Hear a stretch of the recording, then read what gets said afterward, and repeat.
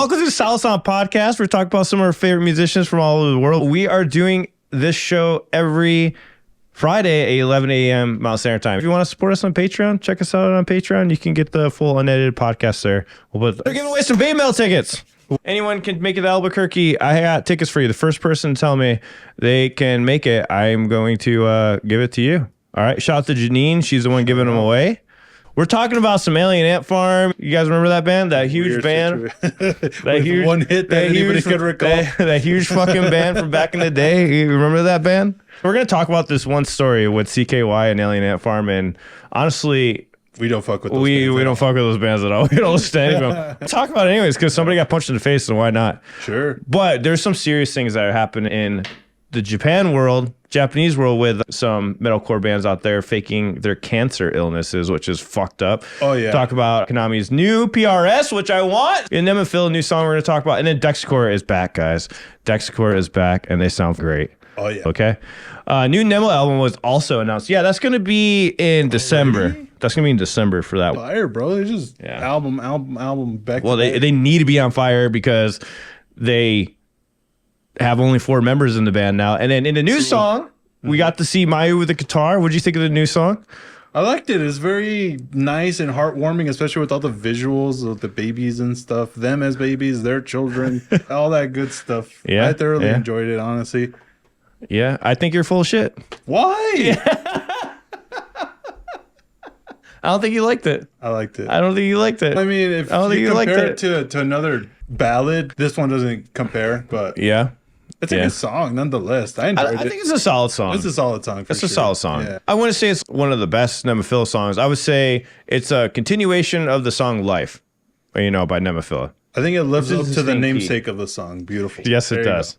And it is interesting that she's showing off her baby because in Japanese culture, they don't really show off their personal life that much. I thought that was fascinating that they're showing off their personal life. Not just her, all of them showed pictures of their kids, them when they were young and stuff. It's really nice to see that they're giving us that little insight into their lives and stuff. It shows a lot on their part. Which I really appreciate. Dragonfly said in the comments, I think it's a song they wanted to make for their kids to hear when they grow up. Yeah. That's what I would think so too, and that's really cool. Yeah. It is wild when you have kids. You're like, maybe I shouldn't post about this or not post about this. Your kids are gonna look back on your shit. They're gonna be like, my dad was a weirdo. No, bro, I'm putting all my videos on private immediately after this podcast. Same here. My family already thinks I'm crazy. Overall, the Nemophila song is awesome. It's good. It's a solid song. I want to hear heavy stuff, though. I am excited to hear heavy stuff. Me too. I really am. But it just shows their range, bro. Like how they're able to go all over the place. Ballads, heavy, slow songs. They're all over the place, man. Did you expect Mayu to be coming out with a Gibson, though? I don't think it fits her, bro. It doesn't fit her. It doesn't fit her. But she's been playing Gibsons. She played that Epiphone. Bro, we need to get her some badass Ibanez or something. Yeah. I'm not saying a PRS. Everyone has a fucking PRS. Like, people are making PRS not cool anymore because everyone has one. It's boring now, all right? Let's bring Ibanez back. Nice. It kind of fits. I don't know. I saw her with a Gibson and I'm like, it's all right. I just wasn't expecting her with a Gibson. I really wasn't. I was like, when I first saw that, I'm like, oh, wow, she's playing a Les Paul. Okay. They're good guitars. They're good guitars. I'm curious about the new Gibsons, how they feel. I've been hearing people talk shit about Gibson, like all the tech snobs or whatever, but I want to try one myself and see. I think they're good guitars. They're good guitars, but I'd rather have an LTD Eclipse. I love the LTD Eclipse. It's a really good guitar, depending on which one. Like, I had one I wish I didn't sell. Yeah. I was broke, of course, when I sold it. You know how it is. The ones you had were great. They were set up perfectly, but the ones I've played, the Eclipse models specifically, you must have got some low grade one or something, because not low grade. You have bad luck, bro, when you get equipment. For some reason, he always has the most fucked up equipment every time, I feel like. True. Yes, it is. All his guitars have something wrong with it. There's something broken on it. No, and you're like, oh, yeah, the toggle is just fucked up. I don't know what happened. And they shipped it like this. I'm like, dude. My 7-string was a project, but it's fixed. It works now. It sounds great. Exactly. My point is, it's a project. It wasn't. This is the only one. It's okay. It's a project. That's the only problem, one. Eric. Every guitar you get My is a guitars are project. fine. I love them all. Oh, I recently man. got a new Jackson. It plays fantastic. Yeah, everyone missed you yesterday. They're so happy that we could call someone out for being full of shit. We really missed you. We really missed you. Why did you call him out on being full of shit? No, we brought you into it anyways. We were. By the way, follow us on Twitch, guys, if you want to be there for the live reactions that we do periodically over there, because we will be dual streaming when we do this show on Friday. We'll be streaming on Twitch and YouTube. So in case you can't make it over to Twitch, you can still at least watch it on YouTube. Speaking of PRS, Konami got her PRS, man. Yes. I am so fucking happy for her. Very excited about this guitar. There's a couple features on here that would make me want to buy this. I actually legit want this guitar. I would play the shit out of this in my cover band, more specifically because of all the tones you can access with this guitar. And before we get into that, though, they wrote her a really cool little passage on here. Made to rock. PRS has always been essential part of BAND-MAID sound ever since I started playing a Custom 24. So this is from Konami. When thinking about the specs of my signature model, the control layout of the Custom 2408 was the best choice as a bass because many BAND-MAID songs require a high E note on the 24th fret, and I often switch between humbucker and single coil sounds. As for the color finish, I chose the Trampus Green Burst, which I'm not the biggest fan of this color, to be honest. Same. I feel like everybody has it. I understand why she has all those tone switches on there because BAND-MAID has so many different tones and sounds in their repertoire when they're playing their songs. And I can see why she has all these ways to split the pickups. We'll talk about that more here in a second. But so this is a color for my first PRS I bought when I decided to become a professional guitarist with BAND-MAID. And that totally made sense. When she said that, I'm like, okay, cool. There's a sentimental thing to it. And that's why she chose it. And I thought that was pretty badass. Makes sense. So one of my dreams is to have my own signature model, and it has come true here. And I would say this guitar is the extension of my first PRS. What an honor it is. So the PRS 8515 pickups offer exceptional clarity with full range of tones, which is very true. Mine have 85s on it. I have a custom PRS, and it has those ones. It's more of the metal style, and the other ones is more of the hard rock kind of style on there. But mine are just this duplicate pickups. Or not. She has an actual change on hers, which is cool on here. So the mini toggle coil tap switches allow for a powerful humbucking and crisp single coil sounds in one instrument, a must when playing leads in hard rock and metal. And yeah, and we already know with BAND-MAID, they do so many different metal riffs and so many different hard rock riffs.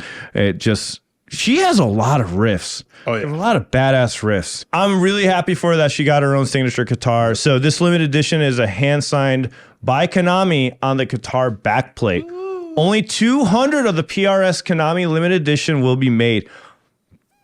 So, Chad, you want to get Alan that guitar? No, get it for me. Fuck that. Fuck Alan. No, you won't even play. I'll actually play it. There's some guitars, though. Like, if you get, like, an important signature on it, I'm not going to play it. It's going to be a display piece. No, I'm playing it. I'm sorry. I'm playing it. Like, I have my Geiger, and I started playing it for my live shows. Like, the most expensive guitar that ever sold at auction. Oh, it's sold out? It's sold out. Oh, damn. Now I wish I got it. What do all these BAND-MAID fans do for a living? That they could afford that shit. Damn, now I wish I just like whipped out a credit card and bought it.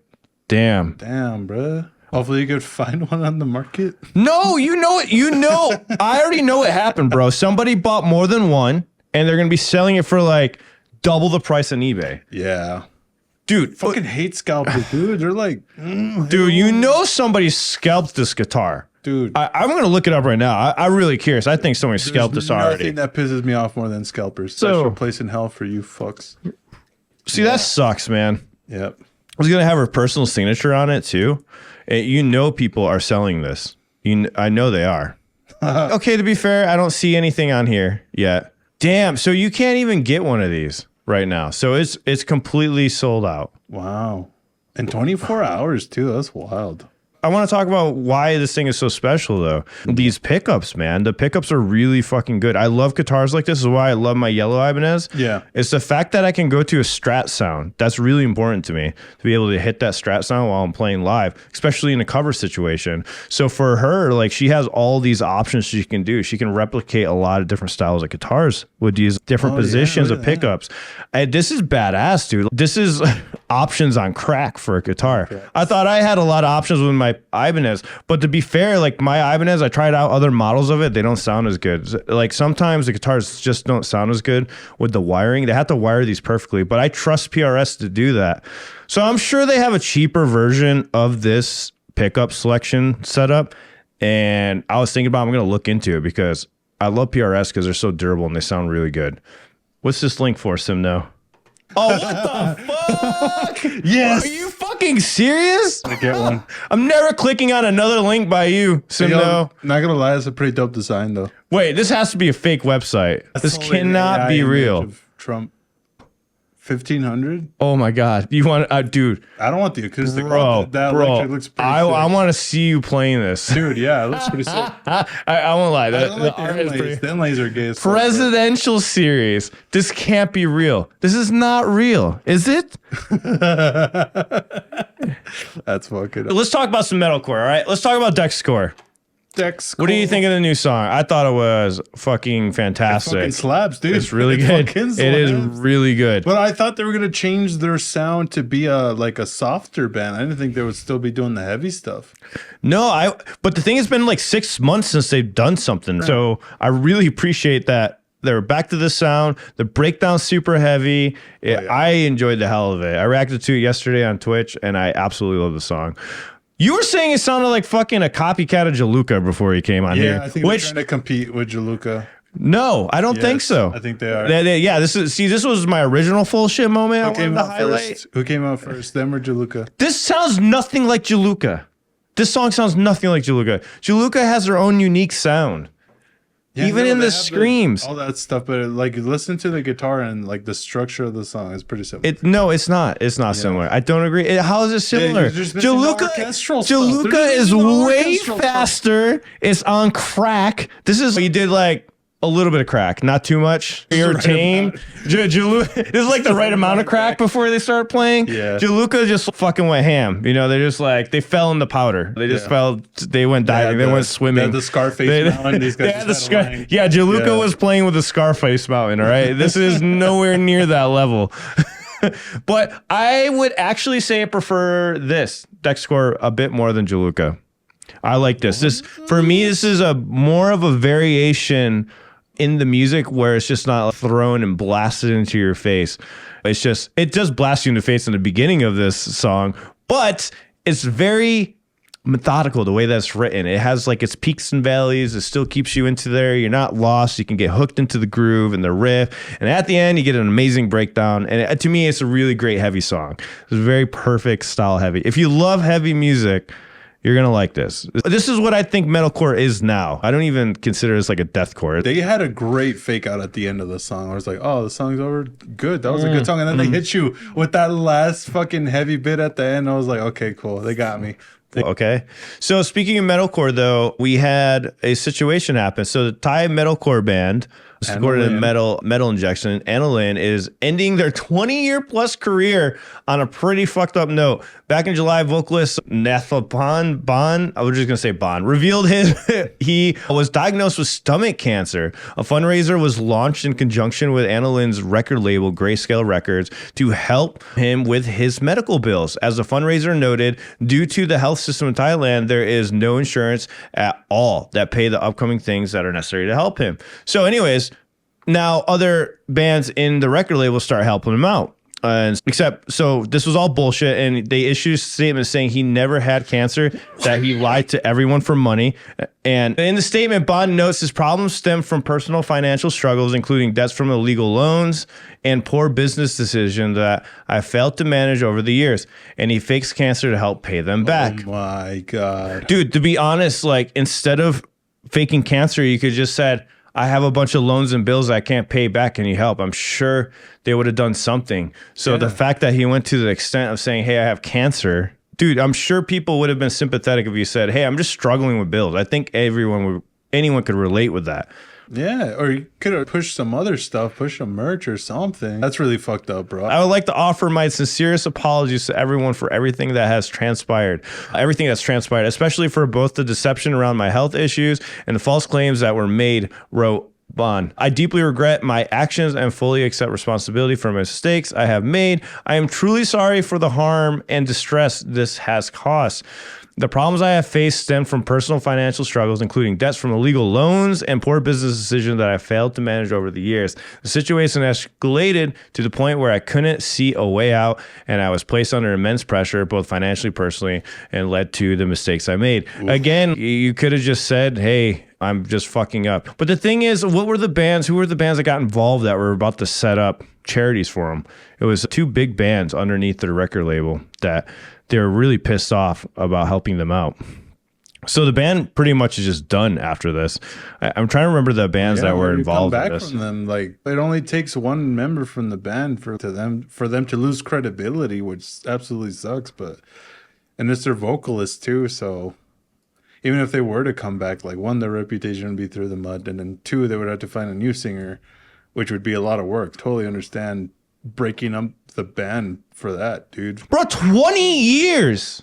20-year career down the years. Woo. And they're done. They're done. They're done. That is just wild. The actions of one member. That is so wild. Well, let's talk about 2 bands that nobody gives a fuck about, because it's funny. Because somebody was punched in the face. That's why we're talking about it. Why is this such a big story? I don't know. It's because somebody got punched, bro. That's how boring rock news is. Like, we need some. It's already been done. Dane's addiction, bro. That's right. I wonder if they're just like, bro, just punch me, and then we'll kick me off the tour, and then bam, then everyone will start beefing, and we'll make up, and we'll make a ton of money. Yeah. So Alien Ant Farm kicked CKY off their tour because CKY's singer Chad punched Alien Ant Farm's frontman Dryden in the face. By the way, I only know about CKY because of Bam Margera. By the way, these bands came out in like 2004. Apparently, the whole thing went down while they were on their European tour. Dryden put out this long statement saying Chad's been a nightmare, like mistreating crew members, being messy, and just causing general chaos. So he claims that before one of the shows, he tried to have a calm conversation with Chad, but Chad lost it, flipped the table, and then sucker punched him, which we all know there's more to it than that. Yeah. Here's his statement, though. Dryden said, I'm grateful for my sobriety. That's how he starts it off. He's just throwing shade at the other guy. Like, what does that make him? Grateful to be sober, bro. I'm going to say that from now. I'm like, I'm so grateful for my sobriety. Feel bad for me. Also, I got punched in the face. Dude, so honestly, this is what I think happened. I think he was nagging at him. I think Dryden was just like nagging at him a little bit. Yeah. Like passive-aggressive comments. Could be. You know? So he feels like he did nothing wrong. Where the other guy was probably, Chad, he was probably more like upfront, you know, one of those personalities.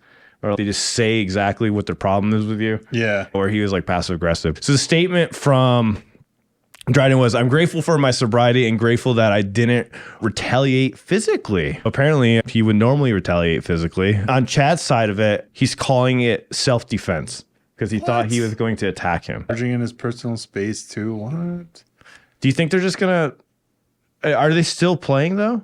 That's the thing. Is Alien Ant Farm still playing? Yeah, they're still playing. They're probably just going to get people to cover up or whatnot. Yeah. So they kicked them off the tour. They're on tour in Australia still for the next few months. There was another one that Simno brought up, but I don't know where that message went. Oceano. Yeah, we can look that up real quick. Let's see what happened there. All right, here we go. I don't even know any of these bands. I've never even listened to it. I've heard the name, never heard the music. Have you listened to Oceano? I haven't listened to them at all. Only heard the music. Only heard the name.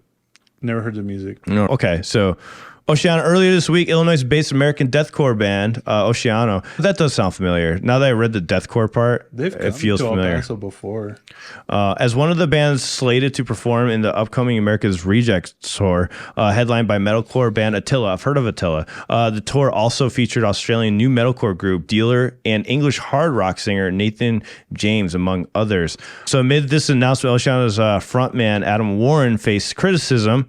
Fans and industry insiders pointed out how members of both Attila and Dealer have faced sexual misconduct allegations over the last few years and raised eyebrows regarding Illinois band's collaboration with them. So they're mad at this band for collaborating with people that were alleged the sexual misconduct allegations. So they weren't convicted, I'm assuming, at all. So believe it or not, some people don't spend their life on the internet. My only goal has been to take opportunities to push Oceano forward since the fans said they wanted it. You will not make me out to be a bad person for things I am not connected to when it comes to what other band members do, he wrote. And I fucking agree agree with him. Like, that sucks, dude. Like, how he's right. Some people just don't know. There's so many people that I talk to and I'm like, hey, have you heard about this? And they don't know what I'm talking about at all. So that came from Adam on Earth. It's a two-way street, though. That's a tough situation because one, like I could understand that they're not affiliated with him and they could separate that and do their tour. But on the same time, it's just like, if you're choosing to work with these people that have done these bad things, what does that say about you and your character? Yeah, exactly. Today, we alleged that Eric was full of shit on multiple occasions. He wasn't convicted for it yet, but he could be. Still tune in. Alan still does these streams with me, so. I still stream with him. We still talk.